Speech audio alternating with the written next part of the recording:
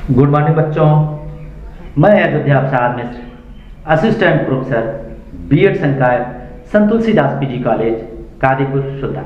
बच्चों, आज हम अपने इस यूट्यूब चैनल के माध्यम से मध्यकालीन प्रमुख शिक्षण संस्थाओं के विषय में चर्चा पर चर्चा करेंगे। बच्चों, जैसा कि हम जानते हैं, वैदिक काल में प्रमुख शिक्षण संस्था गुरुकुल था, जबकि प्रारंभिक शिक्षा परिवार में ही संपन्न होती थी। बौद्ध काल तक आते आते प्रारंभिक शिक्षा और उच्च शिक्षा दोनों मठों और विहारों में संपन्न कराई जाती थी। मध्यकाल तक आते आते प्रमुख शिक्षण संस्थाओं के रूप में मकतब और मदरसे ही थे, परंतु कुछ अन्य शिक्षण संस्थाएं जैसे खानकाहें,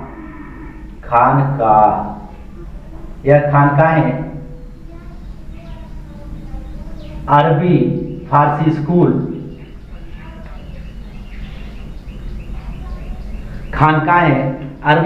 स्कूल, दरगाह आदि शैक्षणिक संस्थाएं थी जिसमें इस्लामिक शिक्षा संचालित होती थी। परंतु बच्चों, आज हम इन सब पर न चर्चा करके सिर्फ और सिर्फ मकतब और मदरसों के बारे में ही अध्ययन करेंगे। बच्चों, जैसा कि हम जानते हैं, मुस्लिम कालीन शिक्षा संस्थाओं के अंतर्गत मकतब और मदरसे थे। प्रारंभिक शिक्षा का संचालन मकतब में और उच्च शिक्षा का संचालन मदरसों में होता था। मकतब, बच्चों, मकतब का शाब्दिक अर्थ अगर हम देखें तो मकतब अरबी भाषा के कुतुब शब्द से लिया गया है। कुतुब शब्द से बना है, जिसका शाब्दिक अर्थ होता है उसने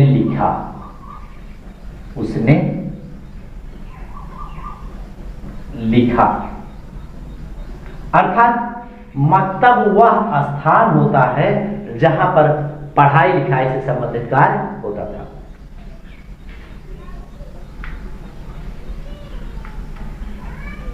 मकतब में प्रवेश के लिए जिस प्रकार वैदिक काल में उपनयन संस्कार, बौद्ध काल में पवज्जा संस्कार होता था, उसी प्रकार मकतब में प्रवेश के लिए बिस्मिल्लाह रस्म की अदायगी की जाती थी। बिस्मिल्लाह रस्म,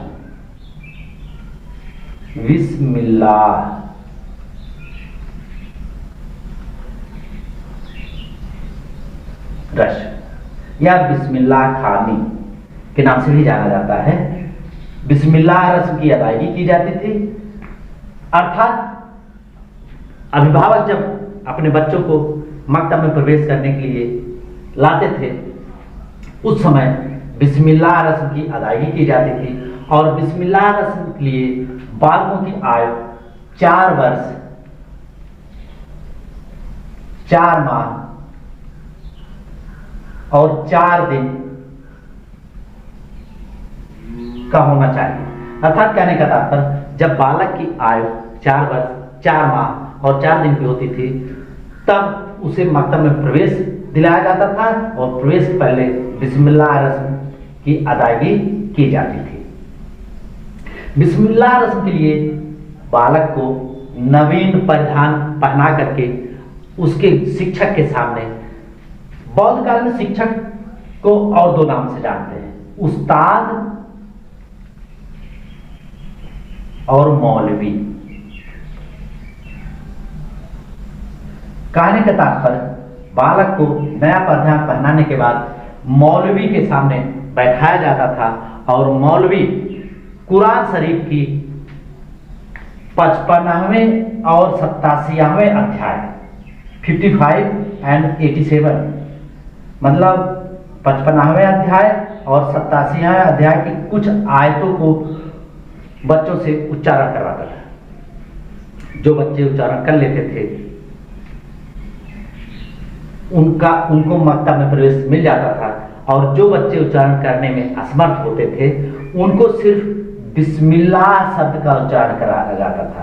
बिस्मिल्लाह शब्द का अर्थ होता है अल्लाह के नाम से, अर्थात जो बच्चे बिस्मिल्लाह शब्द का उच्चारण कर लेते थे उनको मकतब में प्रवेश मिल जाता था और तत्पश्चात मकतब में उनका शिक्षा कार्य संचालित होता था।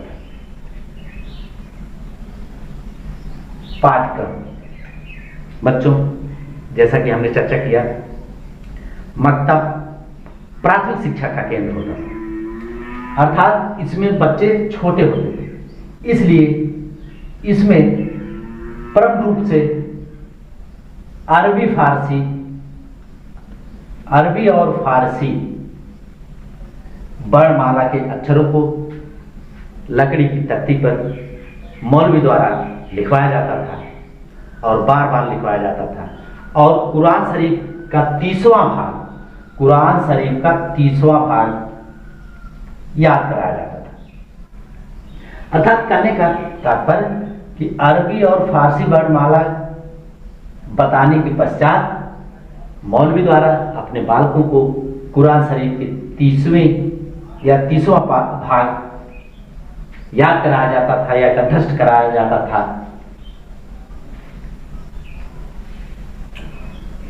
ये सब करने के पश्चात कलमा और कुरान की आयतों को कंठस्थ करते थे बच्चे। शिक्षण भी, जैसा कि बच्चों हम जानते हैं, वैदिक काल और बौद्ध काल में मुख्यतः मौखिक शिक्षण विद द्वारा अध्ययन अध्यापन कार्य होता था। उसी भांति मुस्लिम काल में भी शिक्षण विद मुख्यतः मौखिक ही होती थी, परंतु सुलेख लिखने के लिए या बड़ा माला के अक्षर को लिखने के लिए लकड़ी की तख्ती का भी प्रयोग होता था। बच्चों, पाठ्यक्रम के अंतर्गत हम बालकों के नैतिक और बौद्धिक चारित्रिक विकास के लिए, जिस प्रकार वैदिक काल में पंचतंत्र या हितोपदेश नामक कहानियों का अध्ययन कराया जाता था, उसी प्रकार मुस्लिम काल में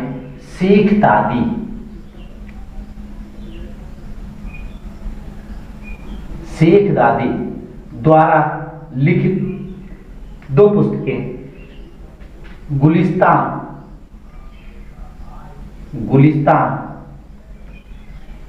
एवं बोस्ता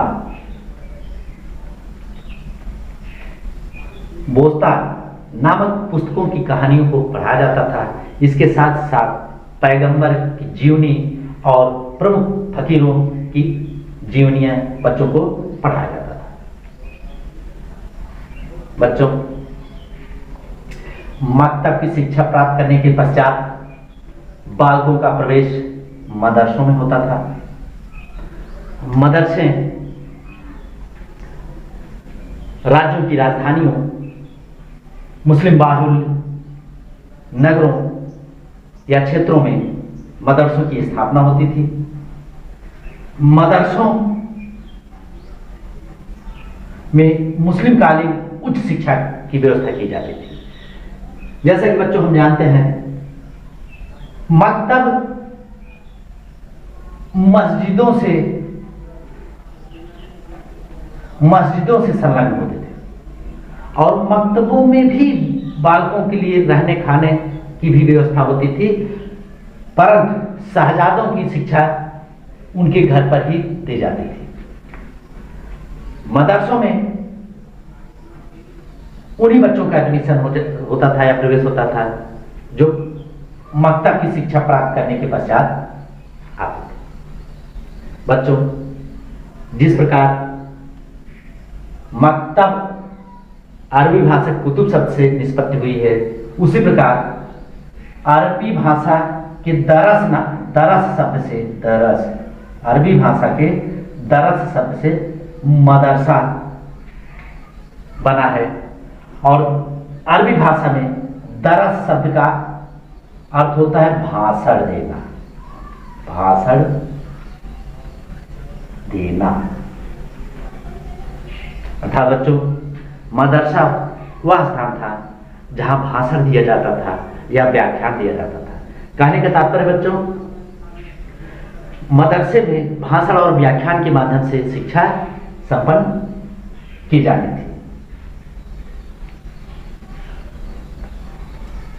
प्रमुख मदरसों में आगरा, लाहौर, सियालकोट, रामपुर आदि प्रसिद्ध मदरसे थे। इसमें शिक्षण की अवधि 10 से 12 वर्ष थी।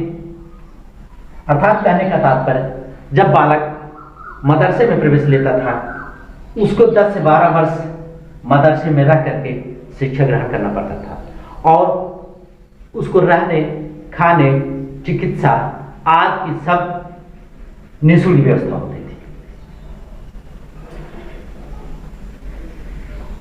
मदरसों का पाठ्यक्रम मुख्यतः 2 भागों में विभाजित किया गया था। एक था लौकिक, नंबर 2 था धार्मिक। बच्चों, जिस प्रकार वैदिक काल में समावर्तन के पश्चात बालक गृहस्थ में आता था, बौद्ध काल में उपसंपदा के पश्चात बालक गृहस्थ आश्रम में आता था, या उपसंपदा शिक्षा ग्रहण करने के पश्चात भिक्ष शिक्षा ग्रहण करता था और कुछ बालक गृहस्थ में आते थे। उसी प्रकार मदरसों में शिक्षा प्राप्त करने के पश्चात भी बालक गृहस्थ आश्रम में प्रवेश करता था और गृहस्थ आश्रम अच्छे ढंग से बालक अपना जीविकोपार्जन कर सके, इसलिए लौकिक शिक्षा की भी व्यवस्था की गई। लौकिक शिक्षा के अंतर्गत अरबी फारसी साहित्य, अरबी और फारसी साहित्य,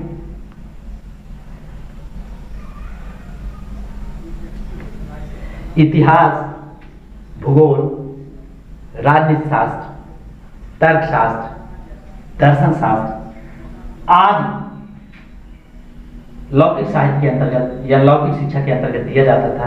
और बच्चों, जैसा कि हम जानते हैं, सल्तनत कालीन सुल्तान और मुगल कालीन बादशाह वास्तुकला के प्रेमी थे, इसलिए वास्तुकला से संबंधित भी शैक्षणिक कार्य लौकिक साहित्य या लौकिक शिक्षा के अंतर्गत रखा गया था।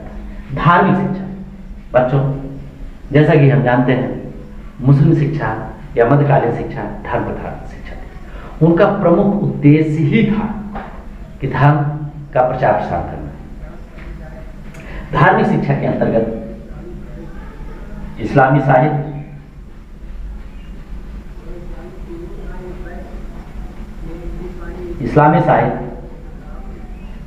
कुरान शरीफ, शरीयत आदि की शिक्षा व्यवस्था धार्मिक शिक्षा के अंतर्गत किया गया था। बच्चों, प्रारंभिक शिक्षा के अंतर्गत मकतब, उच्च शिक्षा के अंतर्गत मदरसा के बारे में हम लोग चर्चा किए। इसके पश्चात शिक्षण विधियां, बच्चों जैसा कि हमने पहले ही चर्चा किया कि मदरसा का तात्पर्य ही है जहां पर शिक्षा मौखिक रूप से भाषण द्वारा दिया जाए, अर्थात व्याख्यान द्वारा।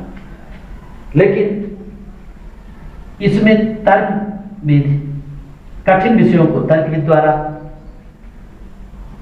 साहित्य और दर्शन को व्याख्यान विधि द्वारा,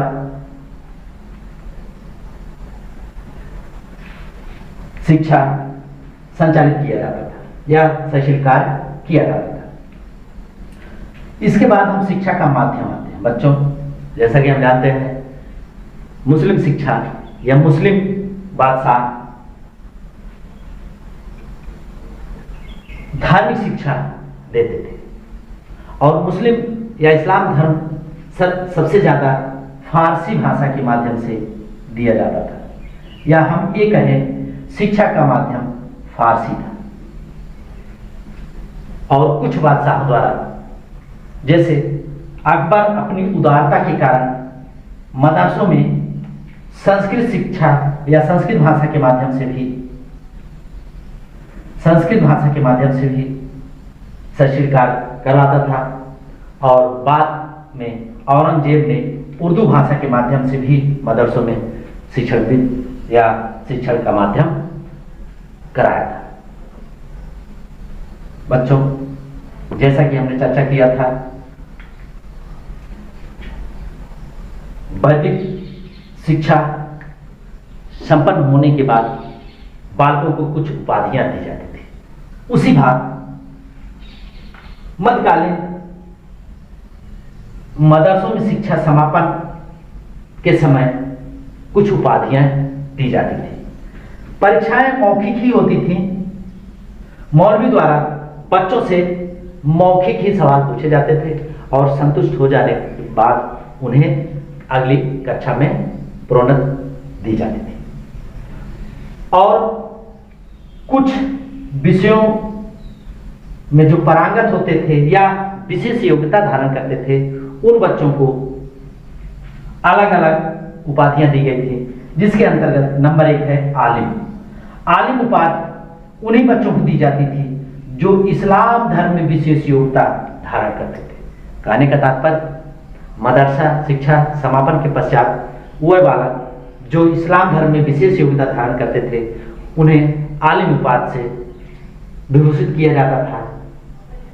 और वह बच्चे जो अरबी और फारसी साहित्य में विशेष योग्यता धारण करते थे, उन्हें काबिल उपाधि से सम्मानित किया जाता था। और काबिल उपाधि से सम्मानित बच्चों को ही उच्च पदों पर पदस्थ किया जाता था, या हमें कहें प्रशासनिक क्षेत्रों में काबिल योग्यता धारण व्यक्ति ही जाता था।